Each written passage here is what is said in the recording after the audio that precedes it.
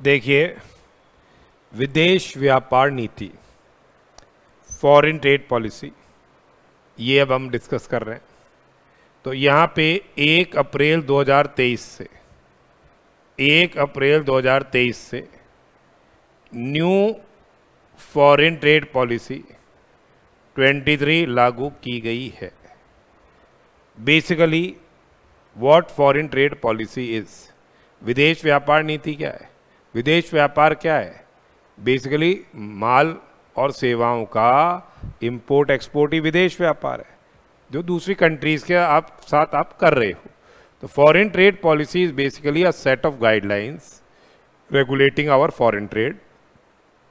ये क्या है? दीज गाइडलाइंस और instructions they are issued by the central government in matters related to foreign trade. विदेश व्यापार नीति क्या है? निर्देश दिए जा रहे हैं कि भाई ये गाइडलाइंस फॉरेन ट्रेड के रिलेशन में गवर्नमेंट की रहेंगी, विच द इम्पोर्टर और exporter is required to follow. अपने क्या है? Foreign trade development and regulation act 1992 है, जिसके तहत ये फॉरेन ट्रेड पॉलिसी बनाई गई है। पहले तो क्या था, जो फॉरेन ट्रेड पॉलिसी थी वो हर 5-5 साल के लिए रहती थी। फिर अभी जो वर्तमान में जो पॉलिसी थी, जो मोदी सरकार आई उसके बाद से 2015 से लेकर 2020 तक थी, जिसमें हर साल एक्सटेंशन होता था। अब ये 31/3/2023 तक थी। अब इन्होंने जो नई फॉरेन ट्रेड पॉलिसी रखी है 2023 की, same will remain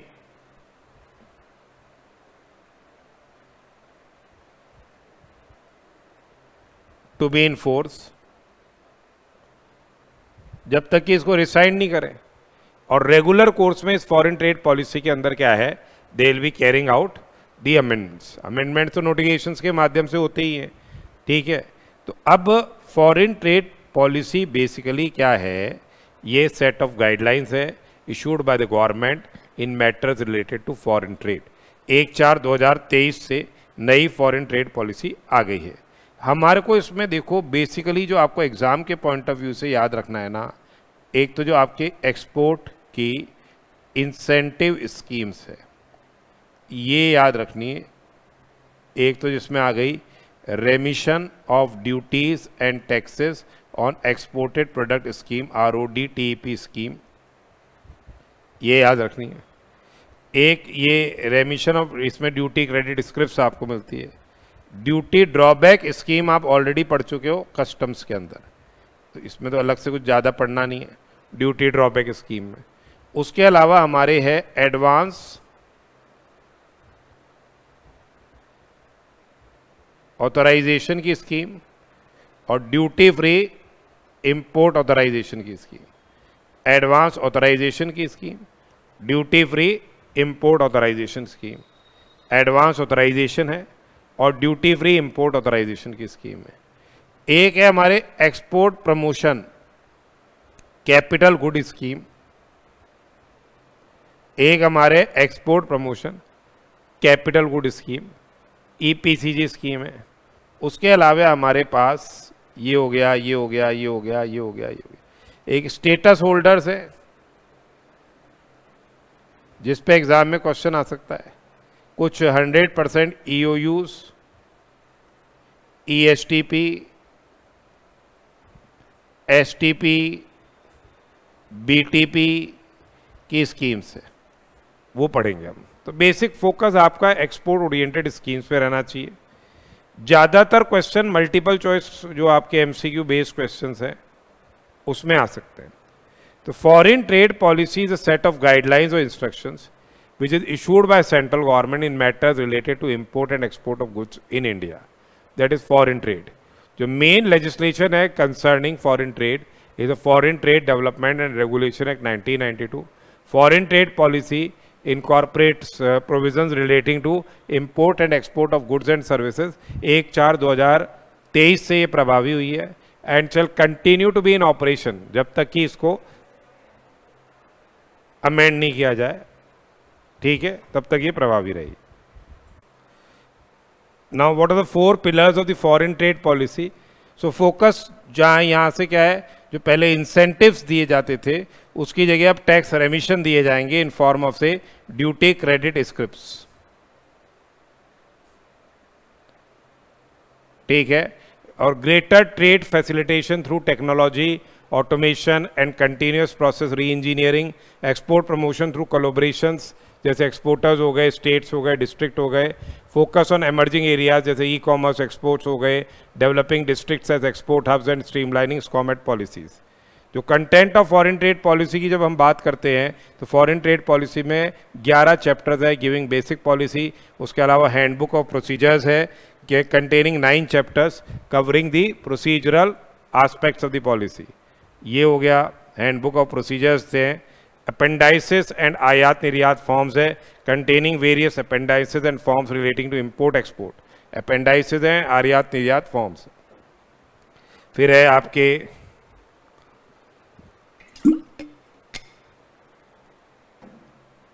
ITC-HS classification is there, सायोन है, और ITC-HS इम्पोर्ट रेट और मतलब trade classification system is there, जहाँ के इंपोर्ट के रिलेशन में गुड्स का 8 डिजिट प्रोडक्ट क्लासिफिकेशन सिस्टम है हार्मोनाइज सिस्टम ऑफ नोमेनक्लेचर के हिसाब से, और एक्सपोर्ट रिलेटेड भी है। फर्स्ट शेड्यूल इंपोर्ट से रिलेटेड है, सेकंड शेड्यूल क्या है, एक्सपोर्ट से रिलेटेड है। फिर क्या जो फॉरेन ट्रेड पॉलिसी के ऑब्जेक्टिव्स हैं, बेसिकली जो फॉरेन ट्रेड पॉलिसी है it is to be dynamic होनी चाहिए, रिस्पॉन्सिव होनी चाहिए to the emerging trade scenario. Wider encouragement must be there, और उनका स्टेट्स का, डिस्ट्रिक्ट्स का बहुत ज़्यादा इंगेजमेंट हो, उनको एनकरेज किया जाए स्टेट लेवल पे, डिस्ट्रिक्ट लेवल पे वो एक्सपोर्टर्स की तलाश करें, जो उनके प्रोडक्ट्स हैं, जो उनकी से एडवांटेजेस है उसका क्या है अपन प्रोत्साहन करें।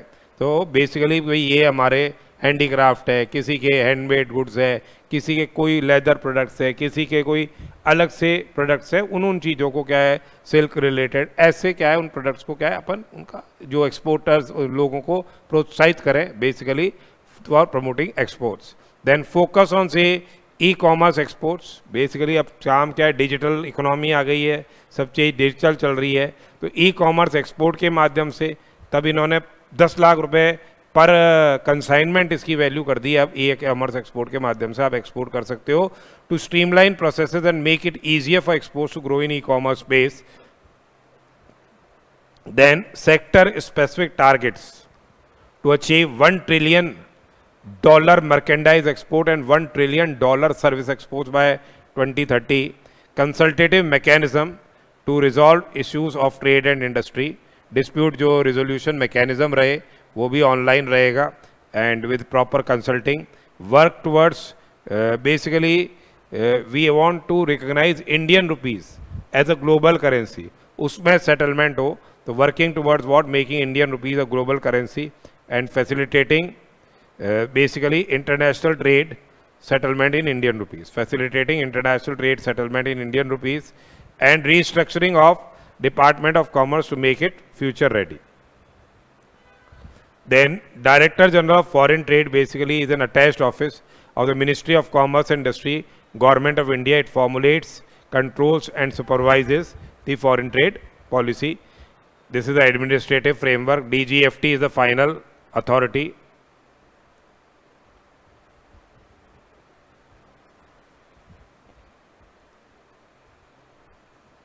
Their policy decisions are final.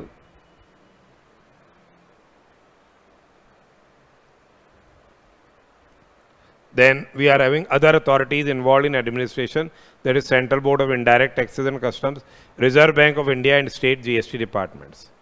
Then trade facilitation and ease of doing business. So DGFT acts as a facilitator of exports and imports. DGFT acts as what? A facilitator of export and import. ठीक है, free पैसे दिया गया है of export consignment. Export consignments को seize नहीं करेंगे normal circumstances में जब तक कि इनके पास प्राइमा फेसी एविडेंस नहीं हो सीरियस इरेगुलरिटी का, और अगर सीज किया तो उसके सीजर को लिफ्ट कर दिया जाएगा within 7 days unless irregularities are say substantiated, जिससे कि अपने एक्सपोर्ट्स रुके नहीं। Then single window system to export perishable agricultural products. ठीक है, उसके अलावा एक निर्यात बंधु स्कीम है जिसमें it's a hand holding scheme for new exporters. उनको क्या है, for mentoring new and potential exporters on the intricacies of foreign trade through counselling, training and outreach programs, including districts as export hubs initiative with industry partners, knowledge partners and other stakeholders to create vibrant district product market relevant knowledge ecosystem। फिर आपके एक online portal बना रखा है dgft.gov.in, जो IEC code है, import export code है, वो इलेक्ट्रॉनिकली इशू होगा। जो इलेक्ट्रॉनिकली रजिस्ट्रेशन का membership certificate and registration certificate related processes will be carried out. E certificate of origin, जो online facility will be there for e certificate of origin, online facility for quality control and trade disputes, electronic record for export proceeds through electronic bank realisation certificate, 24/7 help desk facility रहेगी, trade and data statistics. उसके अलावा duty free entitlement मिलेंगे select sector को depending upon their FOB value of the exports in preceding financial year. वो duty free import कर सकते हैं, जैसे मरीन सेक्टर में not exceeding what 1% of the FOB value of से एक्सपोर्ट्स, स्पोर्ट्स एंड टॉयज में not exceeding 3% of the FOB value of the exports. General provisions क्या रहेंगे regarding import and export? Basically import और export free है जब तक कि उसको रेगुलेट नहीं किया गया हो। ठीक है, अब वो restrictions can be imposed.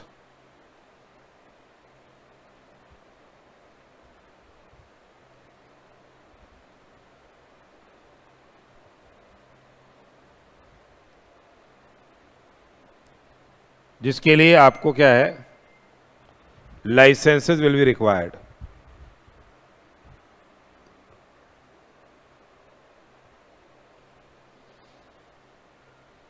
Okay, then we are having an import export code is a 10-character alphanumeric number. PAN based IEC code is given electronically, PAN based रहेगा ये।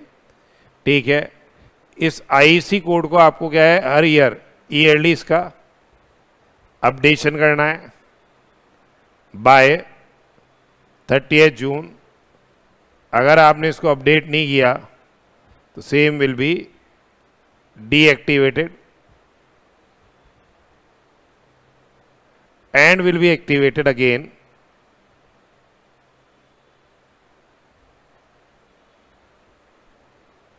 ऑन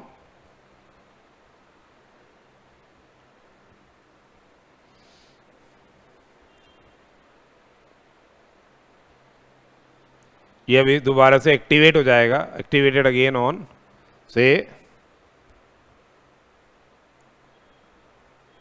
वैलिड, मतलब इसका अपडेशन पे एक्टिवेट हो जाएगा। अब क्या mandatory documents रहेंगे required for export of goods from India? Bill of lending हो गया, एयरवे बिल हो गया, लॉरी रिसीट हो गया, रेलवे रिसीट हो गया, पोस्टल रिसीट हो गया। Bill of lading, airway bill, lorry receipt, railway receipt, postal receipt. ठीक है, ये बेसिक डॉक्यूमेंट है। कॉमर्शियल इनवॉइस हो गया cum packing list, shipping bill और बिल ऑफ एक्सपोर्ट। इसी हिसाब से mandatory document required for import of goods वही चीज़ है, bill of lading, airway bill, lorry receipt, railway receipt, postal receipt, commercial invoice cum packing list और bill of entry. अब government क्या कर सकती है, रेस्ट्रिक्शंस प्लेस कर सकती है। Principles of restrictions are there. तो DGFT में through notification impose prohibitions and restrictions on export of food stuffs and other essential products for preventing और रिलीविंग क्रिटिकल शॉर्टेजेस।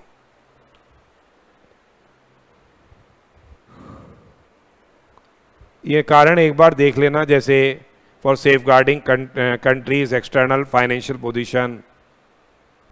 ठीक है, to promote establishment of a particular industry, यदि increase imports has caused serious injury to domestic producers, who have also suffered such injury, protection of public morals or maintenance of public order, protection of human, animal or plant life or health. तो ये सब है relating to products of prison labour. यहाँ restrictions place किए जा सकते हैं. और अगर रेस्ट्रिक्शंस प्लेस किए गए तो फिर आपको क्या है, अगर इंपोर्ट करना होगा तो उसके लिए ऑथराइजेशन चाहिएगा. ऑथराइजेशन एक तरह से क्या हो गया, परमिशन हो गई to import the goods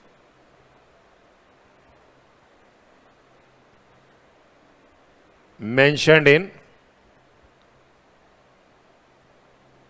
authorization.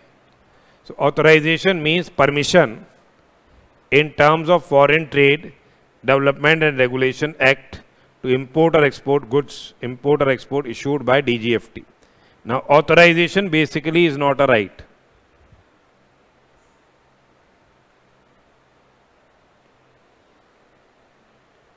ठीक है. और अगर कंडीशंस ऑफ ऑथराइजेशन आपने वायलेट की, अगर वायलेट करते हो, ब्रेक करते हो आप, तो आपको क्या है, पेनल्टी लग जाएगी. पेनल्टी लगाई जा सकती है. अब क्या रहेगी terms of authorisation? Every authorisation shall include the following terms and conditions in addition to such other conditions as may be specified. कि क्या क्वांटिटी रहेगी, क्या डिस्क्रिप्शन रहेगा, क्या वैल्यू ऑफ गुड्स रहेगी, actual user condition, export obligation, जो value addition to be achieved, minimum export and import price. ठीक है. और ये जो वायलेशन ऑफ कंडीशंस है of authorisation is liable to say penal action. फिर अपने कुछ आइटम्स होते हैं कैनलाइज्ड आइटम्स. आप इनका इंपोर्ट एक्सपोर्ट कर सकते हो ओनली थ्रू कैनलाइजिंग एजेंसीज. ठीक है. ये स्टेट ट्रेडिंग एंटरप्राइजेज वो कैनलाइजिंग एजेंसीज है. तो state trading enterprises are governmental and non governmental enterprises, जो कि including say marketing boards. Any goods import और export of which is govern through exclusive या special privilege granted to STE may be imported or exported by concerned STE. Import and export जो STE कर रहा है, State Trading Enterprise, आप उनके माध्यम से import export कर सकते हो. In case if the person directly want to import goods,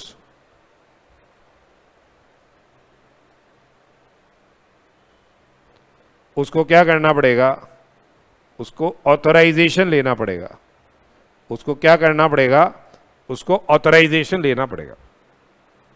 फिर हमारे एक्सपोर्ट प्रमोशन काउंसिल्स आ दिया, जैसे आपने अपैरल एक्सपोर्ट प्रमोशन काउंसिल हो गया. ये एक तरह से ऑर्गेनाइजेशन हो गई किसकी, एक्सपोर्टर्स की. और ये बेसिकली रजिस्ट्रेशन का मेंबरशिप सर्टिफिकेट देते हैं. RCMC यही देते हैं. तो export promotion council basically are the organisations of exporters set up with the objective to promote and develop Indian exports. Export promotion council are also functioning as registering authority. Functioning as registering authority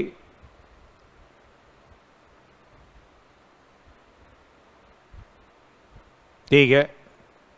issue registration का membership certificate to its members. Now basically export promotion councils are the organizations of exporters set up with the objective to promote and develop Indian exports. Export promotion councils are eligible to function as registering authority to issue क्या, RCMC. RCMC कौन देगा, export promotion council देंगे. So basically registration का membership certificate क्या होता है, जो export promotion council या कमोडिटी बोर्ड या डेवलपमेंट अथॉरिटी या अदर कॉम्पिटेंट अथॉरिटी देती है. एंड ये same is needed for grant of authorisation. Same is needed for grant of authorisation. तो यहाँ पे देखिए जो RCMC है, it is needed for grant of authorisation and any other benefit of concession under the foreign trade policy. Certificate of registration as exporter of coir and coir board issued by coir board shall be treated as RCMC for the purpose of the policy। देखिए जो second hand goods है, ये भी कई बार आ जाता है कि भाई क्या पॉलिसी रहेगी। जहाँ तक सेकेंड हैंड गुड्स की बात है, तो जो सेकेंड हैंड कैपिटल गुड्स है वो डेस्कटॉप कंप्यूटर्स हो गए, या रीफर्बिश्ड या रिकंडीशनड स्पेयर्स हो गए, और of refurbished parts of PCs या लैपटॉप्स, एयर कंडीशनर्स हो गए या डीजी सेट्स हो गए, ये रेस्ट्रिक्टेड रहेंगे। इनके लिए आपको ऑथराइजेशन की रिक्वायरमेंट रहेगी। All electronic and IT goods, all electronic and IT goods notified under the electronic and IT order 2012, ये भी रेस्ट्रिक्टेड रहेंगे। इनके लिए भी आपको क्या है, ऑथराइजेशन की क्या रहेगी, रिक्वायरमेंट रहेगी। और अगर नॉन अनरजिस्टर्ड या नॉन कंप्लायंट नोटिफाइड प्रोडक्ट्स हैं तो उनका प्रोहिबिशन रहेगा, वो नहीं कर सकते आप इंपोर्ट। बाकी जो सेकेंड हैंड रीफर्बिश्ड और रिकंडीशनड स्पेयर्स हैं, सेकेंड हैंड रीफर्बिश्ड और रिकंडीशन स्पेयर्स है कैपिटल गुड्स के, वो रहेंगे फ्री। परंतु उनके लिए चार्टर्ड इंजीनियर से सर्टिफिकेट लेना पड़ेगा that such spares have to be at least 80% of the residual life of the original spares. दूसरे कैपिटल गुड्स जो भी होंगे सेकेंड हैंड, वो फ्री रहेंगे। Second hand goods other than capital goods वो रेस्ट्रिक्टेड रहेंगे। Second hand goods other than capital goods वो restricted रहेंगे, they are importable against authorisation, ठीक है। और बाकी सेकेंड हैंड गुड्स हैं imported for purpose of repair, रीफर्बिशिंग या रिकंडीशनिंग या री इंजीनियरिंग, वो क्या रहेंगे, फ्री रहेंगे, पर उनको री एक्सपोर्ट करना है as per the customs notification. Import of goods as gifts, ये प्रोहिबिटेड रहेगी except for gifts of rakhi, ठीक है। राखी लेके आ सकते हो, मतलब राखी बेच सकते हो, except not for, basically it is rakhi जो कि अलाउड है, but gifts relating to rakhi prohibited रहेगी। सैंपल्स आप इंपोर्ट कर सकते हो अप टू ₹3 लाख। सैंपल्स आप इंपोर्ट कर सकते हो up to ₹3 lakh. Goods including edible items of value not exceeding 5 lakh rupees, goods including edible items of value not exceeding 5 lakh rupees in a licensing year may be exported as gift, ठीक है।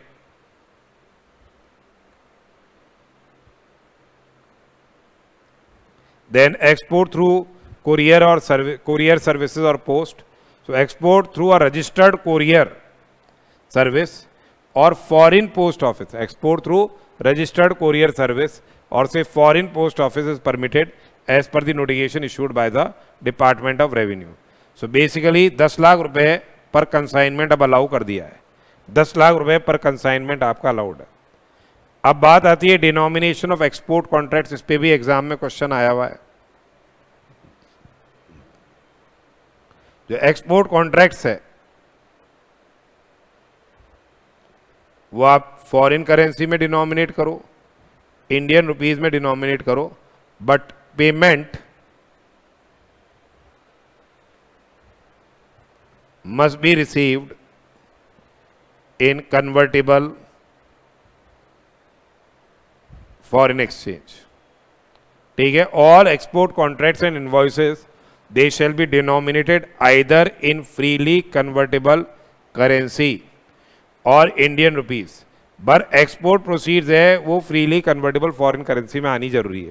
However export proceeds against specific exports, export proceeds against specific exports may be realised in rupees provided through a freely convertible vostro account of a NR bank situated in any country other than member country of Eastern Union, Nepal और भूटान। तो जो NR पैसा भेजेगा विदेश में Vostro account में, वो basically convertible foreign exchange में जाएगा, पैसा आप इंडियन रुपीस के अंदर यहां ले सकते हो। ठीक है, फिर बात आती है जो contracts for which payments are received through Asian Clearing Union shall be denominated in ACU dollar, central government can relax the provisions in appropriate cases. अब यहां पे इन्होंने बोल दिया कि invoicing, payment and settlement of exports and imports is also permissible in Indian rupees. Invoicing, payment and settlement of exports and imports is also permissible in Indian rupees. Accordingly, settlement of trade transactions in INR may also be placed through special rupee Vostro accounts opened by Asian Development Bank in India. ठीक है,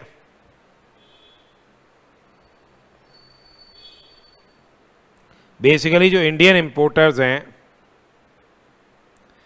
ये जो settlement हो रहा है ना trade transactions का, Indian rupees में take place through special rupee vostro account open by Asian Development Bank in India. जो इंडियन इंपोर्टर्स हैं undertaking imports through this mechanism, they shall make payment in Indian rupees which shall be credited to special vostro account of the correspondent bank of the partner country against invoices for supply of goods by the overseas suppliers. Similarly, Indian exporters undertaking export of goods or services through this mechanism shall be paid exports proceeds in INR for balances in the designated special Vostro account of the correspondent bank of the partner country.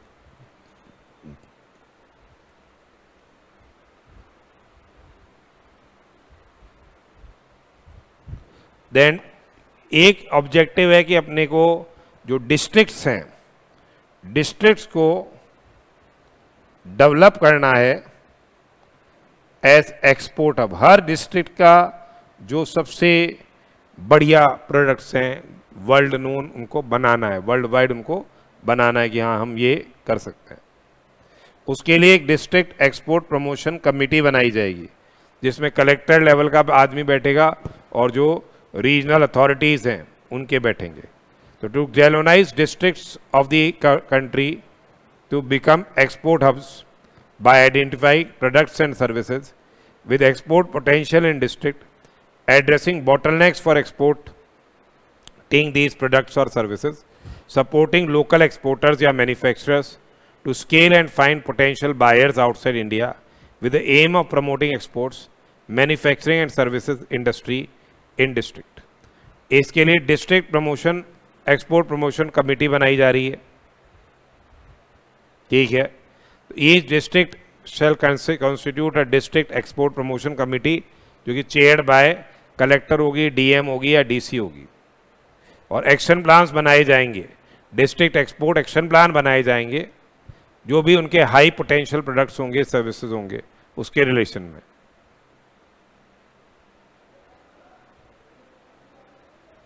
तो ये अभी यहाँ हमने पढ़ा।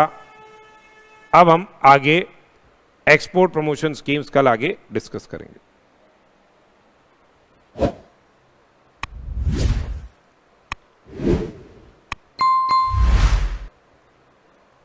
Now we come to what export incentive schemes. अब हम export incentive schemes देख रहे हैं। सबसे पहले क्या है, रेमिशन of duties and taxes on exported product scheme, RODTEP scheme. क्या है ये? रेमिशन of duties and taxes on exported product scheme. यहाँ पे बेसिकली क्या हो रहा है, पहले जैसे आपके MEIS और SEIS होता था, वैसे ही अब यहाँ पे ये RODTEP स्कीम है जिसमें आपको क्या मिलती है, ड्यूटी क्रेडिट स्क्रिप्ट्स मिलती है। क्या मिलती है? ड्यूटी क्रेडिट स्क्रिप्ट्स मिलती है। आपने क्या किया, एक्सपोर्ट किया, एलिजिबल एक्सपोर्ट है आपका, ठीक है। अब हमारा इंटेंशन ये है कि टैक्सेस का एक्सपोर्ट नहीं होना चाहिए, तो इसलिए आपको क्या दे रहे हैं, ये ड्यूटी क्रेडिट स्क्रिप्ट्स दे रहे हैं। अब यहाँ पे एंटाइटलमेंट दे दिया एलिजिबल एक्सपोर्ट्स का, कितना आपका एलिजिबल एक्सपोर्ट्स है, उसके हिसाब से परसेंटेज के हिसाब से आपको ये ड्यूटी क्रेडिट स्क्रिप्ट मिल जाएगी, एक तरह से क्रेडिट मिल गया आपको। Same can be used for payment of custom duty on importation of goods, on importation of goods।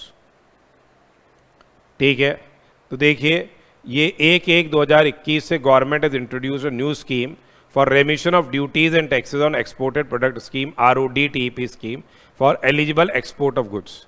जो RODTEP scheme basically is based on globally accepted principle that taxes and duties should not be exported and taxes and levies borne on exported product या तो क्या वो exempted रहे या remitted to the exporter।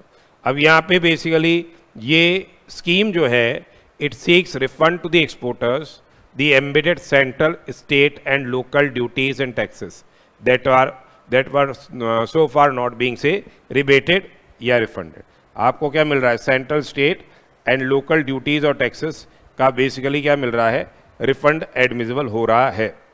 ठीक है, अब जो ड्यूटी क्रेडिट है, duty credit is issued in lieu of रेमिशन of any duty और tax.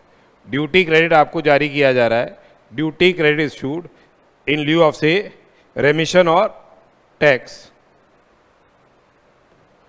levy chargeable on any materials used in क्या manufacture, processing of goods or carrying out any operations on such goods in India that are exported where such duty, tax या levy is not exempted, remitted, credited under any other scheme। ठीक है, तो जो duty credit script है basically it is in lieu of रेमिशन of any duty, tax, जो levy या levy जो material पे, कौन से मटेरियल पे जो काम में लिया गया है, मैन्युफैक्चर और प्रोसेसिंग ऑफ गुड्स या carrying out any operation of the goods which are so exported, और against export of so notified goods. तो जहाँ नोटिफाइड गुड्स के एक्सपोर्ट की बात आ रही है, या ड्यूटी क्रेडिट जो एंटाइटलमेंट रहेगा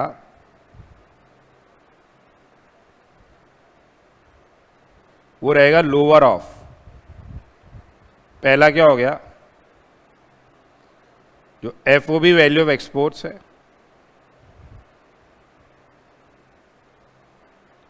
या फिर क्या है 1.5 times of market price of goods exported which ever is less.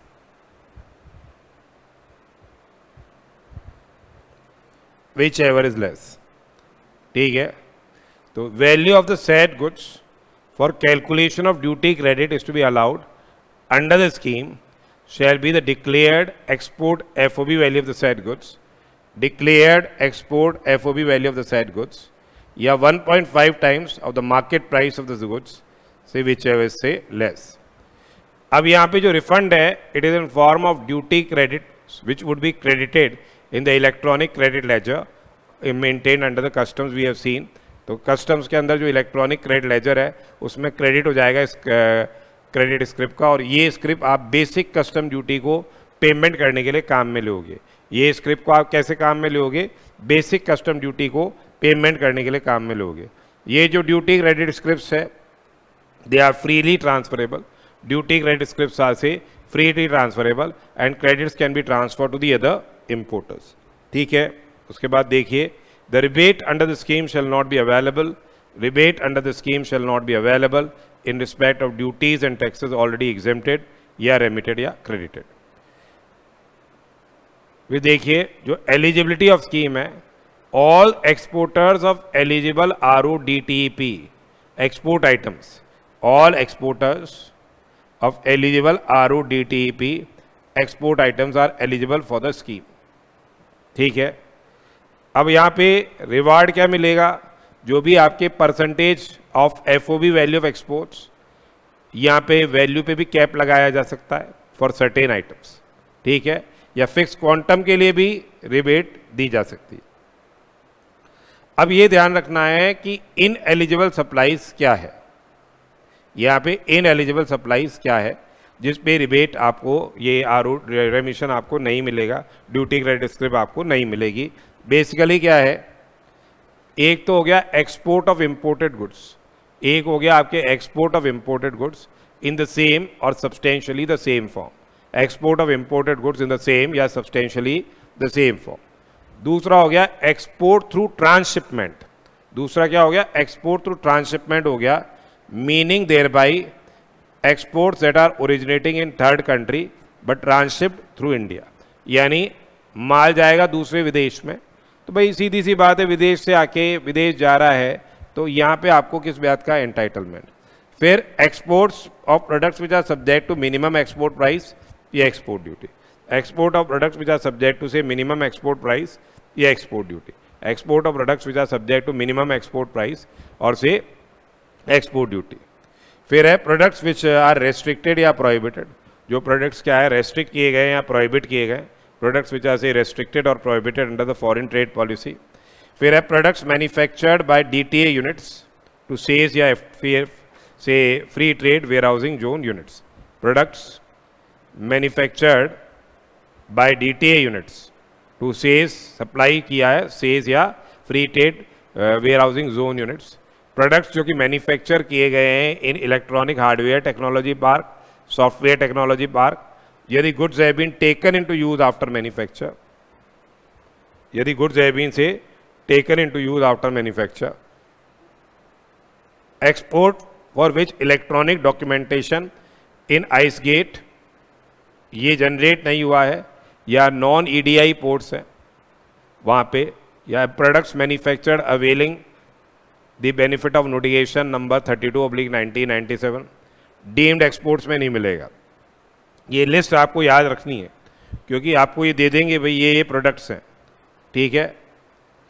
फिर है प्रोडक्ट्स मैन्युफैक्चर्ड पार्टली या wholly in warehouse under section 65, goods for which duty credit is not filed in shipping bill या bill of export, products manufactured और exported in discharge of export obligation against say advance authorisations, duty free import authorisations, special advance authorisation, और एक है products manufactured या exported by 100% EOU in terms of provisions of foreign trade policy by any of the units located in say free trade zone EPZ और SEZ। Inclusion of these category, इन दोनों category के exports का inclusion क्या होगा ये लोग बाद में डिसाइड करेंगे। तो यहाँ पे एक तरह से आपको ड्यूटी क्रेडिट स्क्रिप्ट मिल गई। अब जैसे सपोज कीजिए कैसे मिल गई, जैसे आपको लिख दिया इसने प्रोडक्ट एक्स है, ये नोटिफाइड प्रोडक्ट है, इसकी FOB वैल्यू है 15 लाख रुपए और मार्केट प्राइस इसकी आ रही है 9 लाख रुपए, तो आपको ड्यूटी क्रेडिट स्क्रिप्ट का एंटाइटलमेंट है 2%। तो अब 15 लाख या फिर 9 लाख का 13,50,000 विच एवरेज से लेस, तो 13,50,000 का क्या हो जाएगा 2% हो जाएगा ऐसे, ठीक है। इसी हिसाब से प्रोडक्ट वाई है जिसकी FOB वैल्यू आ रही है 10 लाख, FOB वैल्यू आ रही है 10 लाख और मार्केट प्राइस आ रही है 9 लाख, तो 10 लाख या इसका 1.5 टाइम्स करोगे तो 13.5 लाख आती है, तो जो भी दोनों में से कम है तो 10 लाख हो गई, इसका 2% आपको क्या मिल जाएगा एंटाइटलमेंट। फिर एक इसमें लिख दिया गुड्स वाई या Z, it is subject to export duty, it is subject to export duty, तो क्या आपको ये इनएलिजिबल एक्सपोर्ट हो गया, ये इनएलिजिबल एक्सपोर्ट हो गया, तो यहाँ इसका बेनिफिट आपको नहीं मिलेगा। अब नेक्स्ट एक इंपॉर्टेंट टॉपिक है स्टेटस होल्डर्स का, ये इंपॉर्टेंट टॉपिक है क्या, स्टेटस होल्डर्स का। अब स्टेटस होल्डर्स क्या होते हैं, they are business leaders, those who have excelled in international trade or they have successfully contributed to the foreign trade। इनको क्या है फिर, बट नेचुरल है, आपने जब इतना एक्सपोर्ट्स अचीव कर लिया है तो आपको क्या है कुछ प्रिविलेजेस मिलनी चाहिए।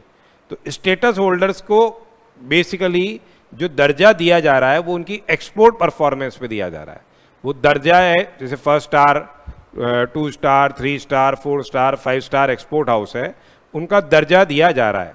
तो जो एक्सपोर्टर्स हैं of goods and services and technology जिनका IEC कोड है, ये स्टेटस होल्डर्स का दर्जा उनको मिलेगा यदि इन्होंने एक्सपोर्ट परफॉर्मेंस करी है during the current and previous 3 financial years, during the current and previous 3 financial years for gem and jewellery sector, the export performance current financial year में रहेगी और प्रीसीडिंग 2 ईयर्स के अंदर रहेगी।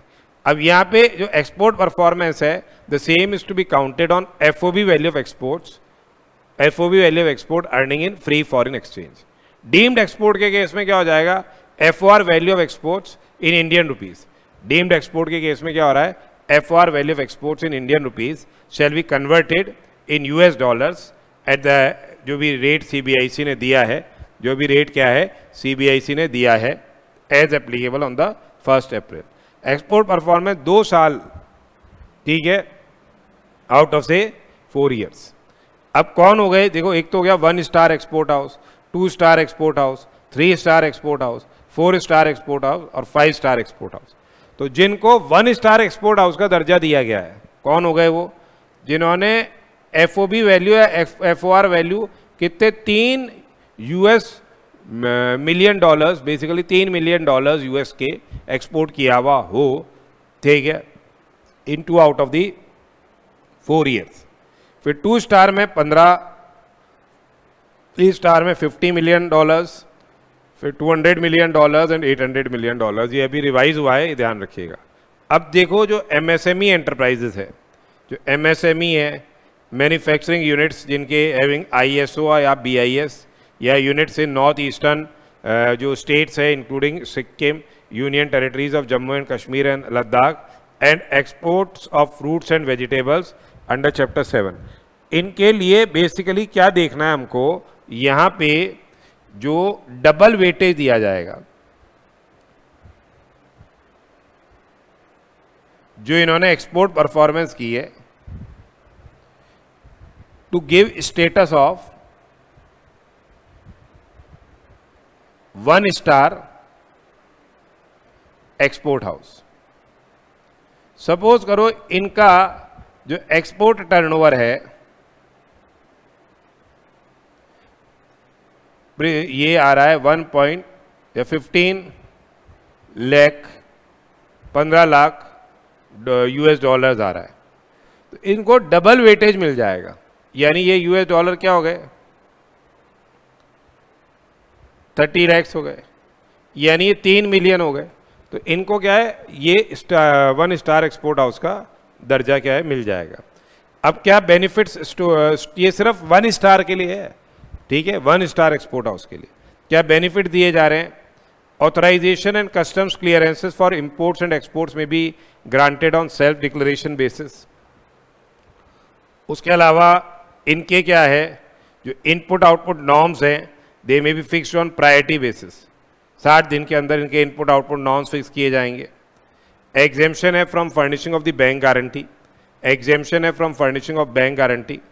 फिर है exemption from say compulsory negotiation of documents, exemption from say compulsory negotiation of documents. 2 star and above export houses, 2 star and above export houses, they will be permitted to establish export warehouse. 3 star and above export houses, उनको क्या मिल जाएगा, ACB का accredit clients programme का दर्जा मिल जाएगा, ठीक है। Self certification हो गया। और स्टेटस होल्डर्स जो हैं, they shall be allowed entitled freely exportable items, they can export freely exportable items on free of cost basis for export production, subject to annual limit of 2% of average annual export realization, average limit of 2% of average annual export realization during preceding 3 licensing years, during say preceding 3 licensing years.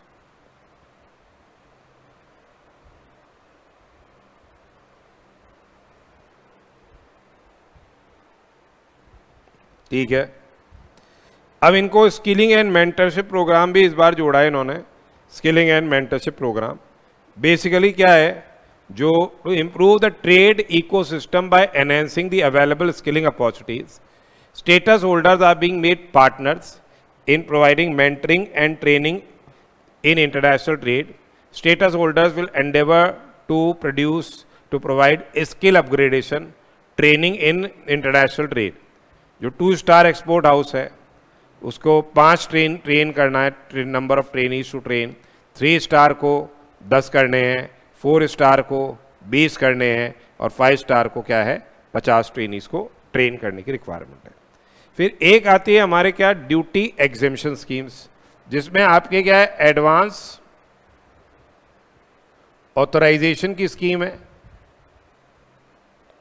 और एक है duty free import authorisation. Remission scheme में एक तो अपन ने पढ़ी लिया RODTEP, उसके अलावा एक आपके क्या है ड्यूटी ड्रॉबैक स्कीम है, ड्यूटी ड्रॉबैक स्कीम है, ठीक है। तो जो ड्यूटी एग्जेम्पशन स्कीम है इट कंसिस्ट ऑफ क्या advance authorisation scheme and duty free import authorisation scheme. Duty exemption scheme consist of क्या advance authorisation scheme and duty free import authorisation scheme. दूसरा है ड्यूटी रेमिशन स्कीम, जिसमें आपको क्या मिल रहा है duty drawback scheme administered by what the department of revenue. अब यहाँ पे देखिए एक होती है हमारे एडवांस ऑथराइजेशन स्कीम, एक है हमारे क्या एडवांस ऑथराइजेशन स्कीम। यहाँ पे बेसिकली क्या है आप इनपुट्स को प्रोक्योर कर सकते हो without payment of custom duty और IGST and GST compensation cess. यहां पे अपने को ये प्रोक्योरमेंट अलाउ हो गया, इससे माल बना के आपको क्या है फुलफिल करना है एक्सपोर्ट ऑब्लिगेशन। मिनिमम यहां पे जो वैल्यू एडिशन है 15% क्या है मिनिमम वैल्यू एडिशन आपको क्या है यहां अचीव करना है, ठीक है। ये दे रखा है, आगे अपन पढ़ेंगे इसको, आगे आएगा तब देखते हैं। तो देखिए बेसिकली जो एडवांस ऑथराइजेशन की स्कीम है एक तरह से आपको लाइसेंस मिल गया, is allowed issued to allow duty free import of inputs which is physically incorporated in export product, making normal allowance for wastage. Advance authorization is issued on basis of SION. किन के लिए advance authorisation की scheme है जहाँ standard input output norms क्या है notify किए गए हैं या on basis of self declaration. Advance authorisation manufacturer exporter को भी दिया जा रहा है,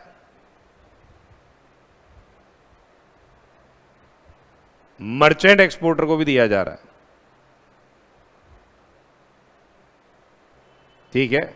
मैन्युफैक्चरर और मर्चेंट एक्सपोर्टर्स को दिया जा रहा है किसके लिए, वो फिजिकल एक्सपोर्ट कर सकते हैं, इंटरमीडिएट सप्लाई कर सकते हैं, डीम्ड एक्सपोर्ट कर सकते हैं, उसके अलावा supplies to on stores on board of a foreign going vessel और एयरक्राफ्ट। अब यहां पे बेसिकली जो एडवांस ऑथराइजेशन जारी किया जा रहा है एंड यहां पे एडवांस ऑथराइजेशन एंड जो मटेरियल इंपोर्ट हो रहा है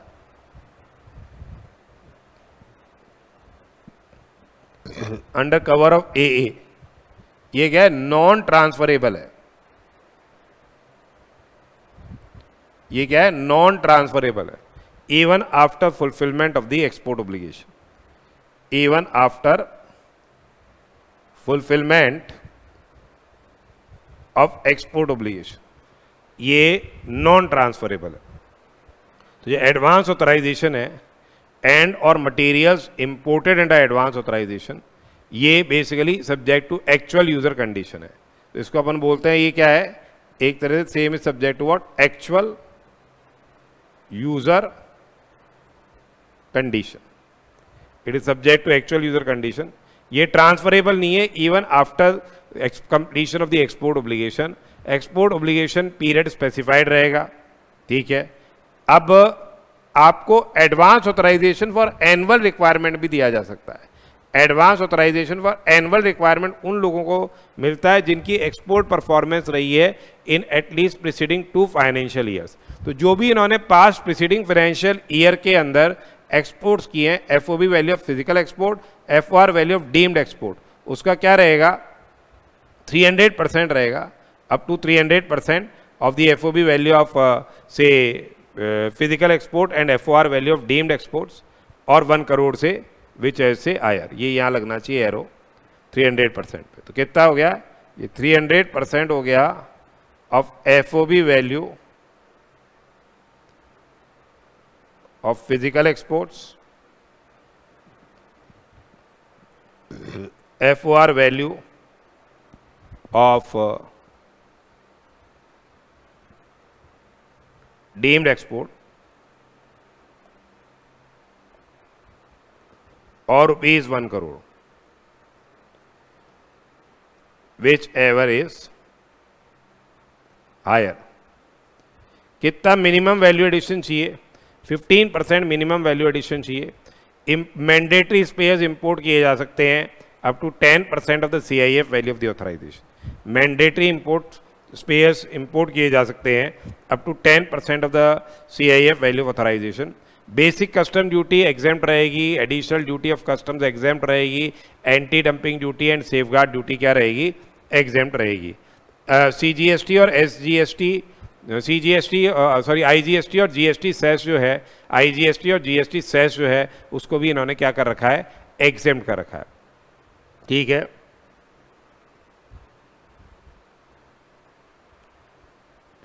वैलिडिटी पीरियड ऑफ ऑथराइजेशन क्या रहेगा वैलिड रहेगा, ऑथराइजेशन वैलिड रहेगा for a period of 12 month from the date of issue of authorisation. Export obligation आपको फुलफिल करनी है 18 महीने में। एक्सपोर्ट ऑब्लिगेशन यहाँ फुलफिल करनी है आपको क्या 18 महीने में। 18 महीने के अंदर आपको क्या है एक्सपोर्ट ऑब्लिगेशन फुलफिल करनी है। एक्सपोर्ट ऑब्लिगेशन डिफेंस आइटम्स में 24 मंथ्स है, और टर्न की प्रोजेक्ट्स में जितनी भी प्रोजेक्टेड ड्यूरेशन है, प्रोजेक्ट की जो ड्यूरेशन है या 18 months which ever is more. तो ये तो अभी अपन ने पढ़ा एडवांस ऑथराइजेशन की स्कीम। इसी हिसाब से क्या है अपने ड्यूटी फ्री इंपोर्ट ऑथराइजेशन है। ये क्या है ड्यूटी फ्री इंपोर्ट ऑथराइजेशन में आप इनपुट्स को प्रोक्योर कर सकते हो without payment of basic custom duty,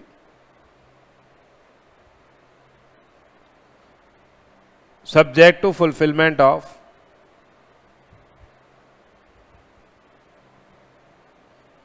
export obligation. So here duty free import authorization is issued to allow duty free import of inputs. यहाँ पे अगर आपने ड्यूटी पे की है इंडिजीनियस इनपुट्स पे या इंपोर्टेड इनपुट्स पे तो आपको क्या मिल जाएगा, जितनी आपको ड्यूटी ड्रॉबैक है वो मिल जाएगा। And in such in case drawback is claimed for inputs जो कि the same has not been specified in standard input output norms, applicant को क्लियरली इंडिकेट करना पड़ेगा कि जो ड्यूटी उसने पे की है on inputs in the application for DFIA and details mentioned in the application, the regional authority should also clearly endorse the details of the duty paid in the condition sheet of the DFIA. अब यहाँ पे minimum value addition DFIA में कितनी है,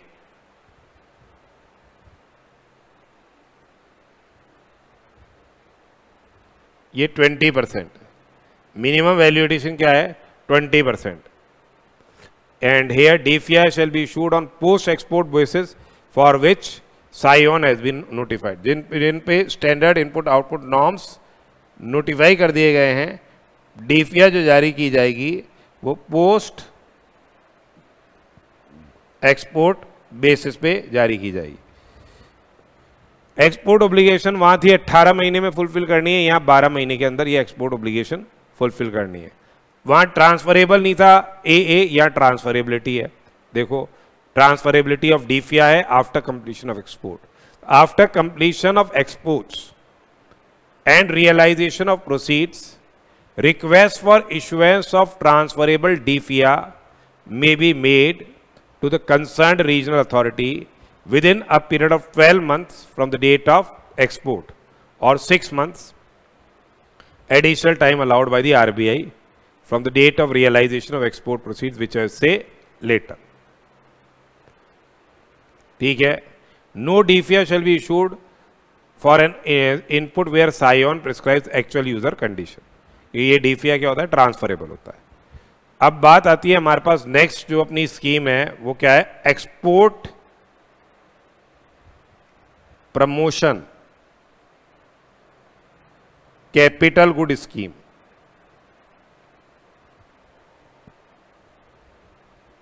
यहां हम import कर सकते हैं क्या? Capital goods, zero custom duty देके, subject to fulfillment of export obligation. अब export obligation यहां क्या है? बेसिकली export obligation है 6 times of duty saved during period of 6 years. 6 times duty saved during period of से 6 years. ये आपको क्या है? एक्सपोर्ट ओब्लिगेशन क्या करनी है? फुलफिल करनी है.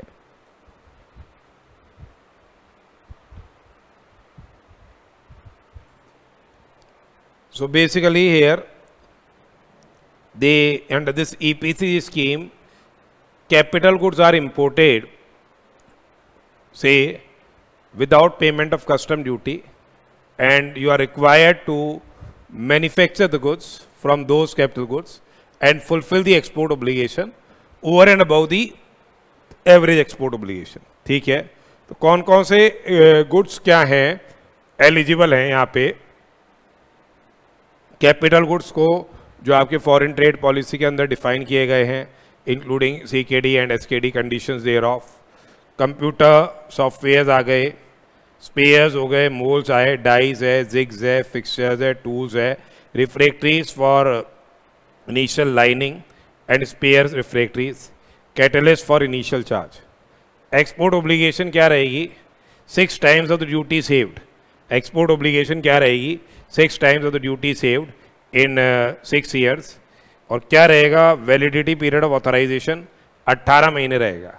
जो कैपिटल गुड्स अगर आप इंपोर्ट कर रहे हो, जो कैपिटल गुड्स आप इंपोर्ट कर रहे हो उस पे IGST और GST सेस भी क्या रहेगा? एग्जेम्प्ट रहेगा. ठीक है. सेकेंड हैंड कैपिटल गुड्स अगर आप इंपोर्ट करते हो, they are not eligible under EPCG scheme. उसके अलावा कुछ आपने कैपिटल गुड्स इंपोर्ट किए हैं फॉर जनरेशन या transmission of power, for generation या transmission of power, for export of electrical energy, supply of say electrical energy under deemed export, supply of say power in their own unit, supply of या export of say electricity transmission services. ये क्या है? Basically ineligible क्या है? Capital goods. अगर कोई items restricted है तो import of restricted item is permissible only after approval. फिर देखिए, goods restricted for export EPCG authorisation is only after approval. यहाँ पे देखिए, जो मैन्युफैक्चरर्स है या मर्चेंट एक्सपोर्टर्स है, सर्विस प्रोवाइडर्स है, they are what? Basically eligible. Common service provider भी एलिजिबल है. और यहाँ पे कैपिटल गुड्स जो आपने इंपोर्ट किए हैं,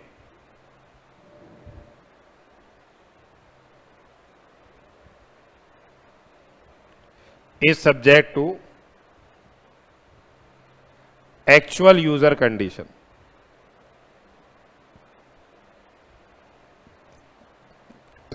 subject to fulfillment of export obligation. Subject to fulfillment of क्या? Export obligation. Export obligation क्या होगी? बेसिकली ये आप गुड्स और सर्विसेज के एक्सपोर्ट करके ये फुलफिल करोगे. The same will be over and above.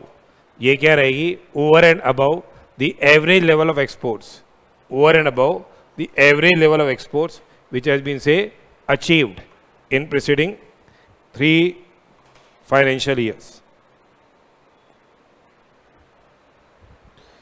अगर इंडिजीनियस सोर्सिंग है कैपिटल गुड्स की, तो फिर आपके क्या है, आपके एक्सपोर्ट ऑब्लिगेशन 25% लेस रहेगी, यानी 6 टाइम्स ऑफ ड्यूटी सेव्ड आपकी है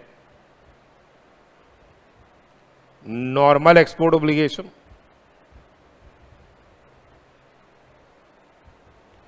ये हो जाएगी 6 की का 75% यानी 4.5 टाइम्स ऑफ ड्यूटी सेव्ड है।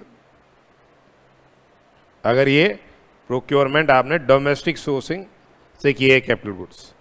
शिपमेंट जो अगर under advance authorisation, duty free import authorisation, drawback scheme और रिवार्ड स्कीम भी एलिजिबल रहेंगी and for this fulfilment of the export obligation. Physical exports and deemed exports भी क्या किए जाएंगे, इंक्लूड किए जाएंगे।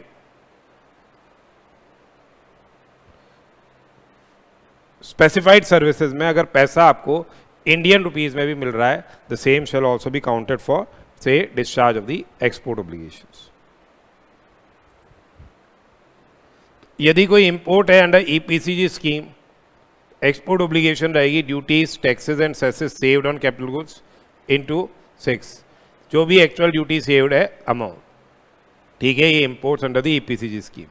यदि कोई इंडिजीनियस सोर्सिंग है कैपिटल गुड्स की, यदि कोई इंडिजीनियस सोर्सिंग है कैपिटल गुड्स की, तो यहाँ पे क्या रहेगा, एक्सपोर्ट ऑब्लिगेशन 25% कम रहेगी, जो भी duties, taxes and cesses saved है into 4.5 times notional custom duties saved on FOR value, notional custom duties saved on say FOR value. For export of green technology products, for export of say green technology product, जो export obligation रहेगी वो क्या रहेगी, यहाँ पे 75% of the export obligation रहेगी, that is what ever duty saved into से 4.5 times. और यदि Arunachal Pradesh, north eastern states में, आसाम में, मणिपुर में, मेघालय में, मिजोरम में, नागालैंड में, सिक्किम में, त्रिपुरा में, उसके अलावा जम्मू कश्मीर और लद्दाख में है, तो एक्सपोर्ट ऑब्लिगेशन क्या रहेगी, 25% ऑफ द एक्सपोर्ट ऑब्लिगेशन, ठीक है। अब जहाँ पे बात आती है हमारे एक और स्कीम की, जो है EOU, ESTP, STP and BTP scheme. Export oriented undertaking है, इलेक्ट्रॉनिक हार्डवेयर टेक्नोलॉजी पार्क है, सॉफ्टवेयर टेक्नोलॉजी पार्क है, बायोटेक्नोलॉजी पार्क है। बेसिकली इंपोर्ट्स अलाउड है without payment of custom duty. Import की बात कर रहा हूं, IGST एंड GST सेस, इसको भी एग्जेम्प्ट कर रखा है। यहां भी इनका क्या है, 100% EOU है, सब्जेक्ट टू फुलफिलमेंट ऑफ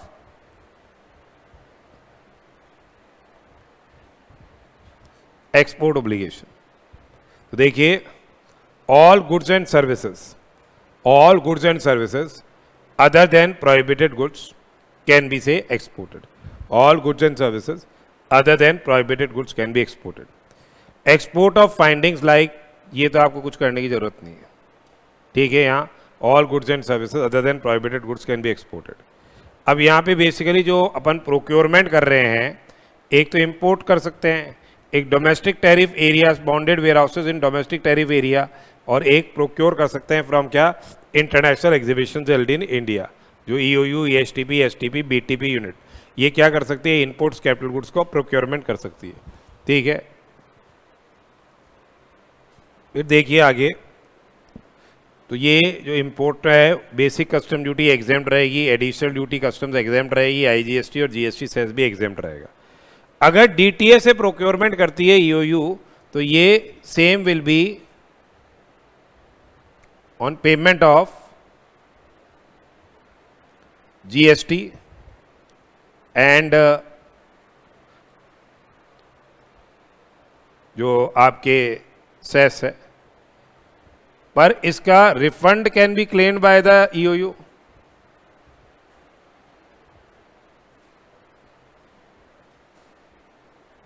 या फिर क्या है, ITC can be claimed by EOU। ठीक है, रिफंड कैन बी क्लेम्ड या आईटीसी कैन बी क्लेम्ड। और यहां पे ये बोल रहे हैं कि अगर रेसिपिएंट यानी एओयू डिस्क्लेमर दे देता है तो फिर क्या है, सप्लायर क्या कर सकता है, कैन क्लेम रिफंड। फिर कौन क्लेम कर सकता है, supplier can claim the refund. फिर है export of spares and components up to 5% of FOB value of exports. Procurement and export of spares और components up to 5% of FOB value of export. ठीक है, procurement of spares and components up to क्या 5% of FOB value of export क्या है, will be allowed to same consignee या buyer of the export article, subject to condition that it shall not be counted for NFE, net foreign exchange earnings and direct tax benefits। अब जो EOU है, ESTP है, STP है, BTP unit है, ये क्या होनी चाहिए, पॉजिटिव NFE होल्डर होनी चाहिए। ये बेसिकली क्या होनी चाहिए, positive NFE net foreign exchange earning holder होना चाहिए। Basically in a block of 5 years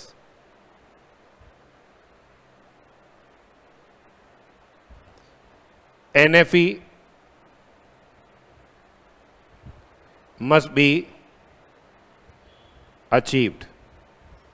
ठीक है, NFE अचीव हो जाना चाहिए, NFE उस केस के अंदर अचीव हो जाना चाहिए। अब बेसिकली जब ये स्टार्ट करते हैं 5 साल कब से, जब से इन्होंने प्रोडक्शन स्टार्ट किया। अब जब इनको लेटर ऑफ परमिशन मिल गई या लेटर ऑफ इंटेंट मिल गया, उसकी वैलिडिटी पीरियड रहेगी 2 साल, उसमें इनका प्रोडक्शन चालू हो जाना चाहिए। 1 साल का एक्सटेंशन डेवलपमेंट कमिश्नर दे सकता है और 1 साल फर्दर अप्रूवल दिया जाएगा, किसके द्वारा, फर्दर यूनिट अप्रूवल कमेटी के द्वारा एक्सटेंशन दिया जा सकता है। जो लेटर ऑफ परमिशन है या लेटर ऑफ इंटेंट है वैलिड रहेगा 5 years from the commencement of production, जिसका एक्सटेंशन क्या है, आगे 5 साल किया जा सकता है।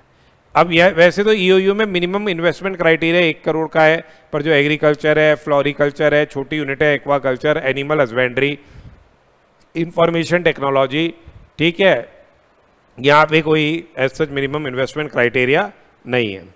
अब ये डोमेस्टिक सेल कर सकते हैं कितना, 50% ऑफ एफओबी वैल्यू।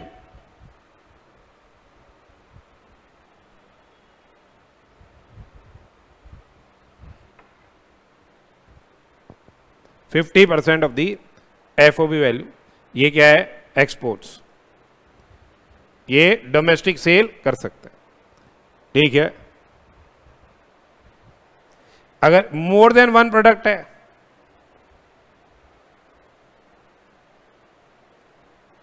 एक प्रोडक्ट का 90% भी क्या है, डोमेस्टिक मार्केट में बेचा जा सकता है, पर जो डोमेस्टिक मार्केट में ओवरऑल माल बेचा जाएगा वो किससे ज़्यादा नहीं हो सकता, 50% of the FOB value of export. जैसे 2 प्रोडक्ट है, ए है, बी है, इसका एफओबी वैल्यू ऑफ एक्सपोर्ट आ रहा है 1200, इसका एफओबी वैल्यू आ रहा है 600। ठीक है, तो ये 1800 हो गया, इसका 1800 हो गया, तो कितना डोमेस्टिक प्रोक्योरमेंट बेच सकते हैं, 900 बेच सकते हैं, इसका 50%। यहाँ पे मैक्सिमम बेच सकते हैं 90%, यानी 540। अब बाकी का बचा हुआ इधर क्या हो जाएगा, 460 इधर आ गया। अगर इधर कुल मिला के बात ये है कि एक प्रोडक्ट का 90% से ज़्यादा क्या है, डोमेस्टिक टैरिफ एरिया के अंदर अलाउड नहीं रहेगा। फिर बात आती है डीटीएस सेल्स ऑफ रिजेक्ट, ये जो है रिजेक्ट्स है, वेस्ट है, स्क्रैप है, रेमिनेंट है, ये भी क्या है, विद इन ओवरऑल 50% क्या है रहेगा, लिमिट में be sold in DTA.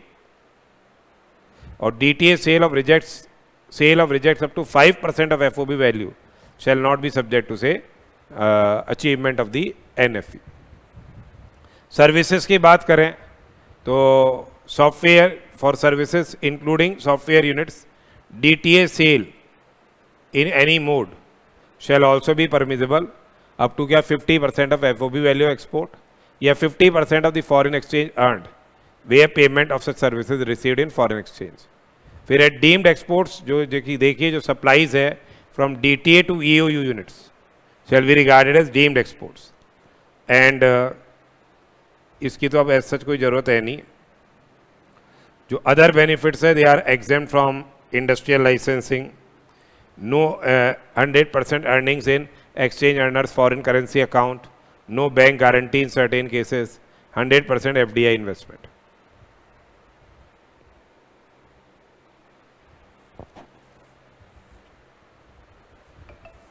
Inter unit transfer allowed है, पर प्रायर इंटीमेशन रहेगी किसकी, DC is to be given. फिर सब कॉन्ट्रैक्टिंग की बात करें,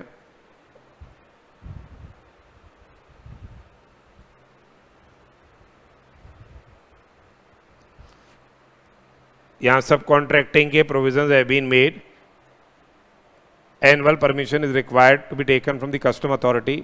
50% of overall value of production can be sub contracted. Unutilised material को आप दूसरी ईओयू यूनिट को ट्रांसफर कर सकते हो, डीटीए में डिस्पोज ऑफ कर सकते हो ऑन एप्लीकेबल ड्यूटीज, या फिर आप एक्सपोर्ट भी कर सकते हो. तो इतना कुछ खास आता नहीं है इसमें से. एग्जिट कर सकते हो आप चाहो तो ईओयू यूनिट से, और डीटीए यूनिट को भी कन्वर्ट करा सकते हो किसमें, आप ईओयू यूनिट्स के अंदर. डीम्ड एक्सपोर्ट क्या होते हैं, जो गुड्स मैन्युफैक्चर्ड इन इंडिया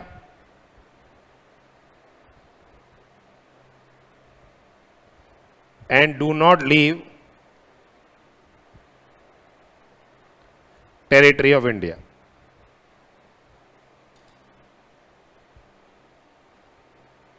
जिसमें आपके माल जो दिया जा रहा है किसको, 100% ईओयू को, electronic hardware technology park, software technology park, advance authorisation holder, duty free import authorisation holder, EPCG licence holder, ये सब क्या है, डीम्ड एक्सपोर्ट की श्रेणी में आते हैं.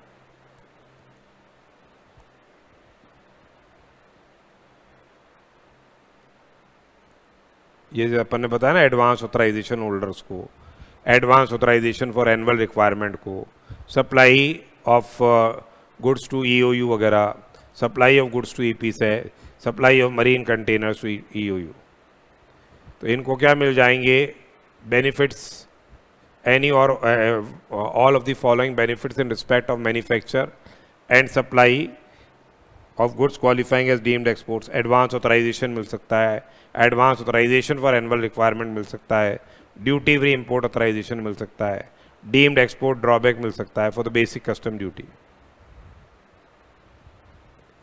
फिर नेक्स्ट क्या है, हमारा जो टारगेट है वो क्या है, डिजिटल ट्रेड को बढ़ावा देना है ये नई पॉलिसी में. So basically promoting cross border trade in digital economy, cross border trade in digital economy. तो to provide a framework for cross border trade of goods and services from India in digital economy and promotion of e-commerce and other emerging channels of exports from India.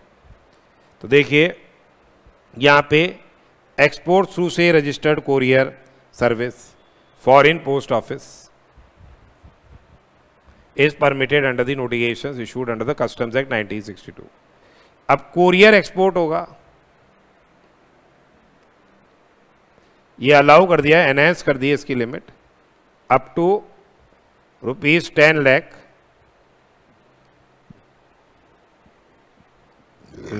पर consignment.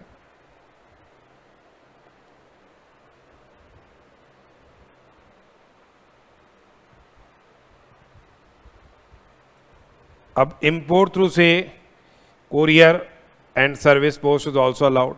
इसके अलावा एक निर्यात बंधु scheme है, एक निर्यात बंधु स्कीम है. It is a basically hand holding scheme. जो नए एंटरप्रेन्योर्स हैं, जैसे अपन ने बताया था, उनकी प्रॉपर ट्रेनिंग हो, मेंटरशिप हो, उनको वर्कशॉप्स ऑर्गेनाइज की जाए, उनको बताया जाए एक्सपोर्ट्स के बारे में. तो बेसिकली निर्यात बंधु स्कीम है component for the promotion of e commerce and other emerging channels of exports under निर्यात बंधु स्कीम. जो अथॉरिटीज़ हैं, DGFT organize outreach activities, workshops in partnership with the custom authorities, Department of Post, industry partners, knowledge partners. Proper mentorship की जा रही है. इसके अलावा ई कॉमर्स एक्सपोर्ट हब्स भी क्या है, बनाए जा रहे हैं. E commerce export hubs, basically e commerce export hubs would act as centre of favourable business infrastructure and it facilitates for say cross border e-commerce activities. ECEH shall be ordinarily be set up under by the private initiative. It may also be set up under public private partnerships. ठीक है. ECEH basically will function to achieve agglomeration benefits to the e-commerce exporters. ये storage की facilities, packing, labelling, certification, testing, other common facilities जो है e commerce exporters को provide की जाएगी. Logistics के रिलेशन में उनको मदद की जाएगी. All goods under SCOMET and restricted goods and except which are prohibited, ये ECH हैंडल कर पाएंगे. And capital goods brought to ECH shall be utilized only for the activities which have been mentioned on payment of duties and taxes applicable. उसके अलावा डाक निर्यात केंद्र भी रहेंगे. तो फंडामेंटली ये क्या है, डाक निर्यात केंद्र shall be operationalized throughout the country to work in hub and spoke model with foreign post offices to facilitate cross border e-commerce and to enable क्या आर्टिजन्स है, वीवर्स है, क्राफ्ट्समैन है, MSMEs है एंड लैंडलॉक्ड रीजन्स के अंदर जो हैं वो क्या है इंटरनेशनल मार्केट रीच करें. अब कुछ पास्ट एग्जाम क्वेश्चंस देख लेते हैं.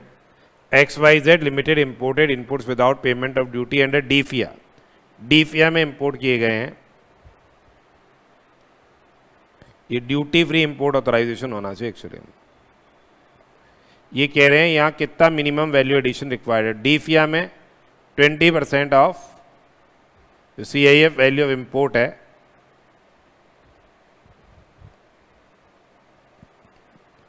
ये मिनिमम वैल्यू एडिशन रिक्वायर्ड है. ये मिनिमम वैल्यू एडिशन रिक्वायर्ड है. यहाँ CIF वैल्यू ऑफ इंपोर्ट हो गया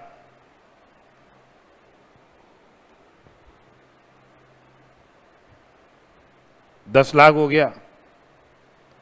तो जो FOB वैल्यू ऑफ एक्सपोर्ट होगा वो कितना होगा,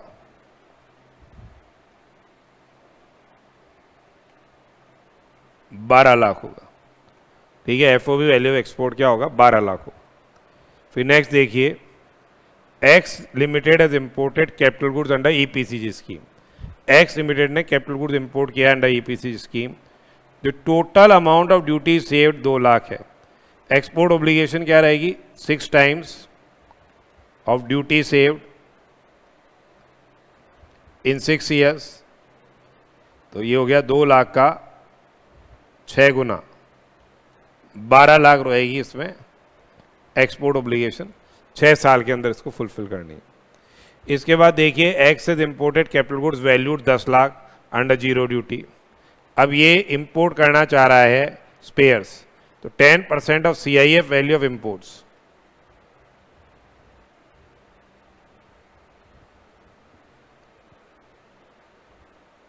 ऑफ प्लांट एंड मशीनरी. ये आप क्या कर सकते हो, इंपोर्ट कर सकते हो क्या, स्पेयर्स. ठीक है,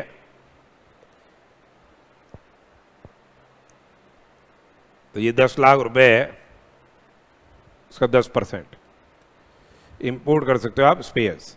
सो स्पेयर्स मोल्ड्स हो गए, डाइज हो गए, जिग्स हो गए, फिक्सचर्स हो गए, टूल्स हो गए, refractories for initial lining for existing plant and machinery, they shall be allowed to be imported under EPCG scheme up to 10% of book value of plant and machinery subject to export obligation to 50% prescribed export obligation.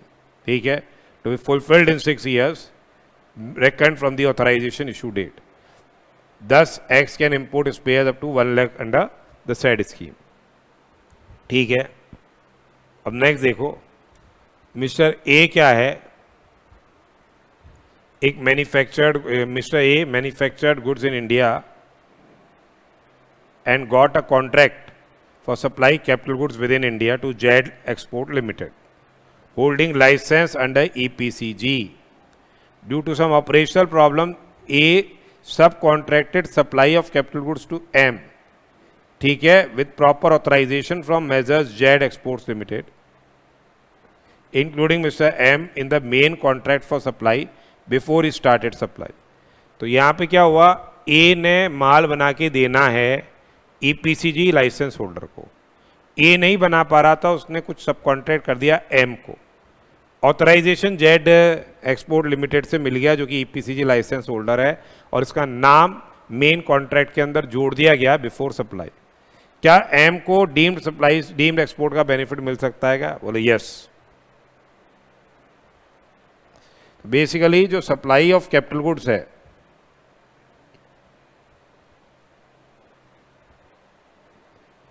Bye a manufacturer against EPCG authorization is entitled for deemed export benefit. Is entitled for deemed export benefit.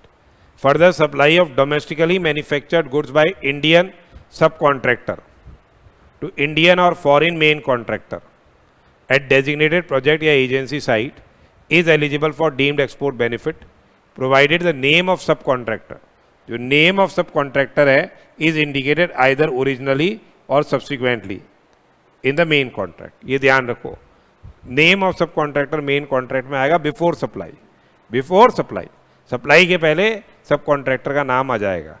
अब यहाँ BM subcontractor है, इसका नाम main contract of supply में आ गया before he started supply of goods.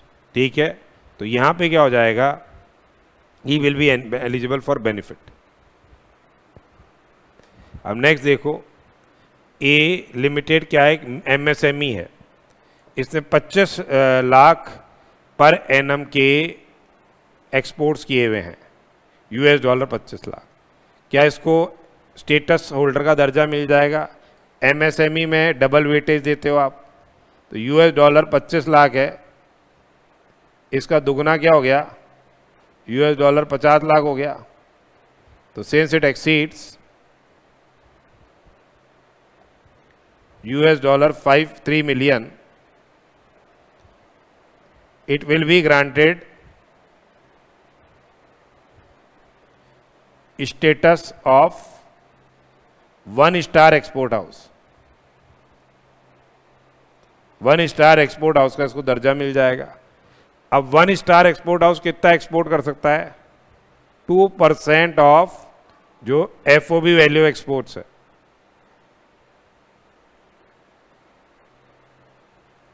In preceding जो आपके licensing year में उसने एक्सपोर्ट किया है 3 लाइसेंसिंग ईयर्स में, वो 2% है। 25 लाख का एक्सपोर्ट किया है इसने, ये 60 एक्सचेंज रेट, तो ये फ्री ऑन कॉस्ट बेसिस कितना माल एक्सपोर्ट कर सकता है?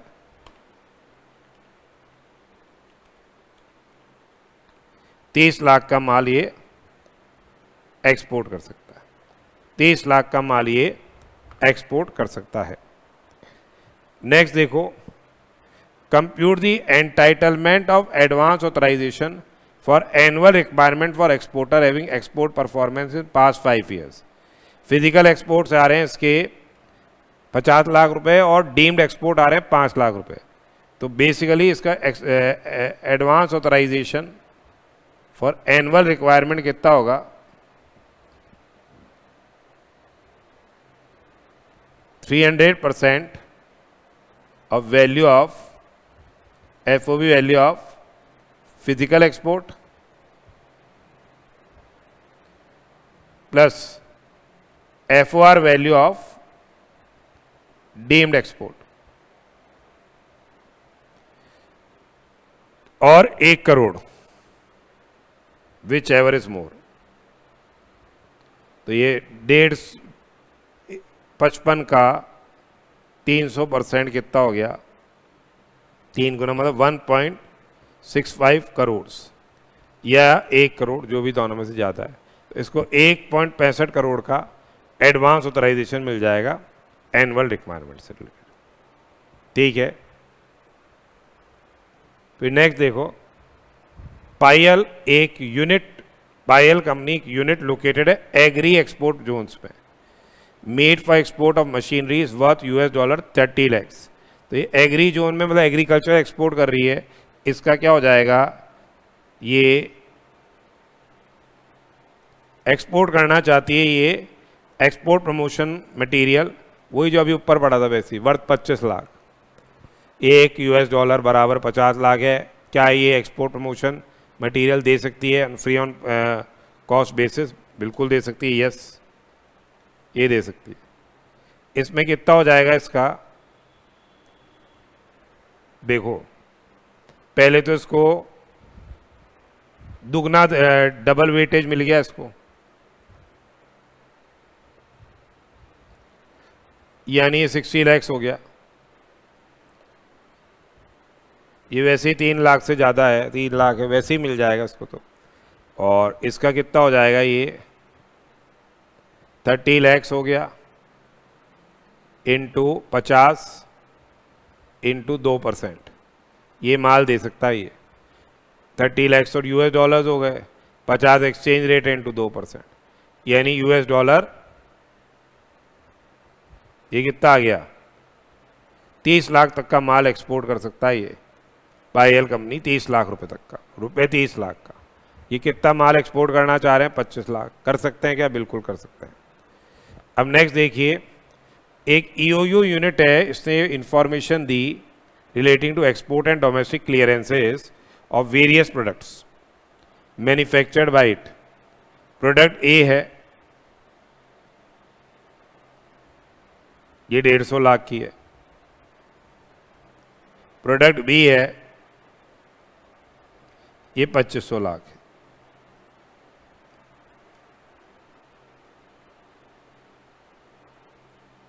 तो ये टोटल इनकी एक्सपोर्ट है, ये टोटल एक्सपोर्ट है, ये एफओबी वैल्यू आ रही है। अब ये कह रहा है the EOU requires you to determine the amount of maximum amount of sale of product A that can be made in DTA sale. तो मैक्सिमम कितनी कर सकते हैं? ये 150 का 90% कर सकते हैं। मैक्सिमम डीटीए सेल कर सकते हैं 150 का 90%, 1 यूनिट, यानी 135 135 पर ये कह रहा है कि अगर प्रोडक्ट बी की अपन ने सेल कर दी है तो डीटीए सेल कितनी हो सकती है? यहाँ 1325। इधर अपन ऑलरेडी बेच चुके हैं, बी की कितनी डीटीए, इसका 50% बेच सकते हैं।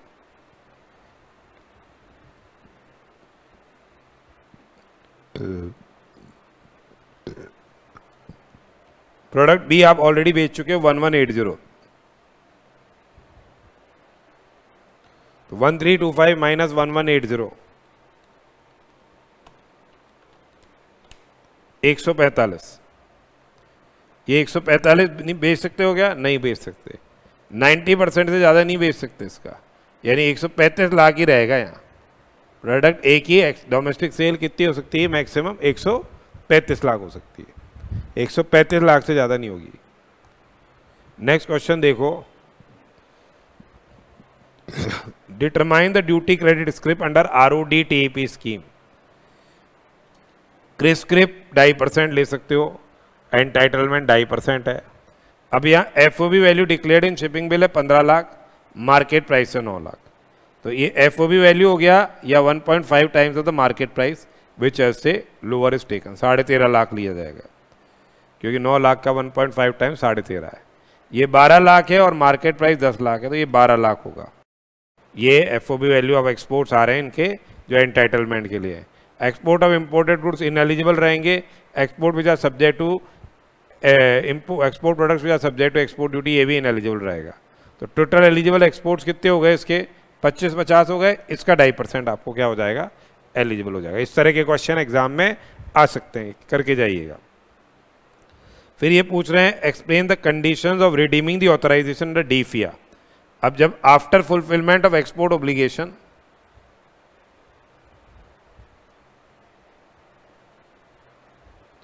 ये जो डीफिया है ये क्या किया जा सकता है, रिडीम किया जा सकता है।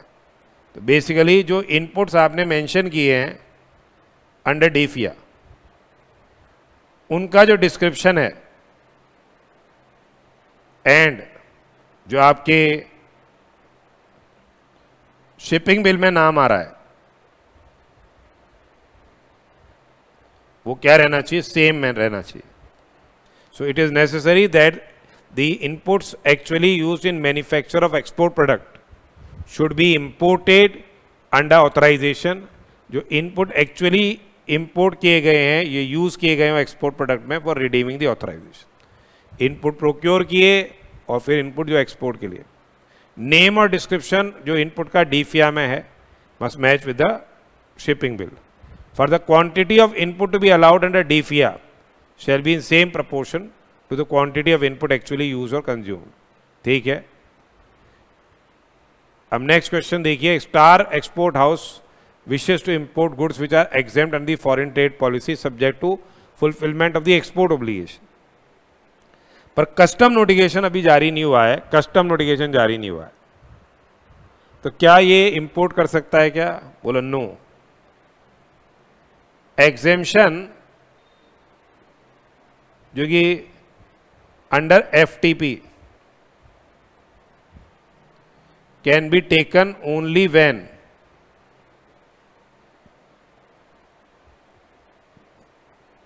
valid notification, valid exemption notification is issued under customs। ठीक है, तो जब ये वैलिड एग्जेम्पशन नोटिफिकेशन कस्टम में जारी हो जाएगा तब ये रहेगा sir.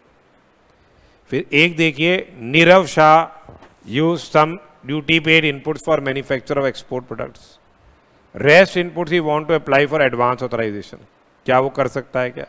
Yes, he can procure inputs under cover of AA। ठीक है, इवन इफ अगर उसने कोई भी ड्यूटी पेड इनपुट्स खरीदे, तो जो ड्यूटी पेड इनपुट उसने खरीदे हैं वो क्या हो जाएगा, same will be entitled for duty drawback. उसका क्या मिल जाएगा, उसको ड्यूटी ड्रॉबैक मिल जाएगा। तो ये अभी अपन ने फॉरेन ट्रेड पॉलिसीज के प्रोविजंस डिस्कस किए हैं। इसमें जो एक्सपोर्ट इंसेंटिव स्कीम्स है, RODTEP, EPCG, advance authorisation scheme, duty free import authorisation scheme, status holders, ये काफ़ी important examination point of view से, इसको आपको अच्छे से करके जाना है। ठीक है, और MCQ बेस्ड क्वेश्चंस भी आपके आ सकते हैं, ये ध्यान